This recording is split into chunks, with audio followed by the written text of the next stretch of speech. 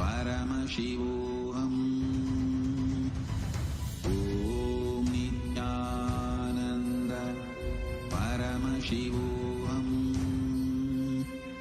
Om Nithyananda Paramashivoham. Om Nithyananda Paramashivoham. Om Nithyananda Paramashivoham. Om Nithyananda Paramashivoham. Om Nithyananda Paramashivoham. Om Nithyananda Paramashivoham. Om Nithyananda Paramashivoham. Om Nithyananda Paramashivoham. Om Nithyananda Paramashivoham. Om Nithyananda Paramashivoham. Om Nithyananda Paramashivoham. Om Nithyananda Paramashivoham.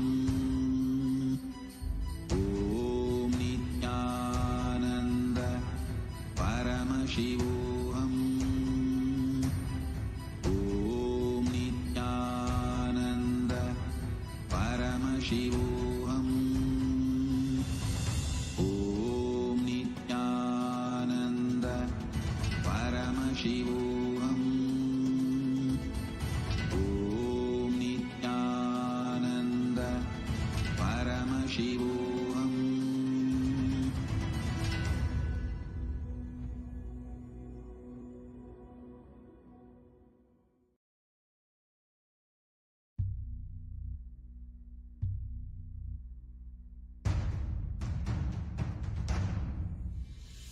Sit as Paramashiva.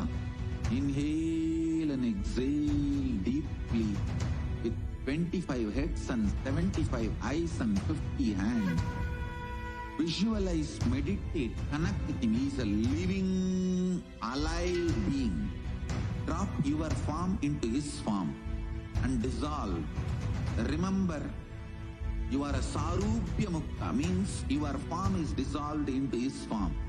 All my disciples, now I am initiating Salokya Mukti, Samipya Mukti, Sarupya Mukti, Sayujya Mukti.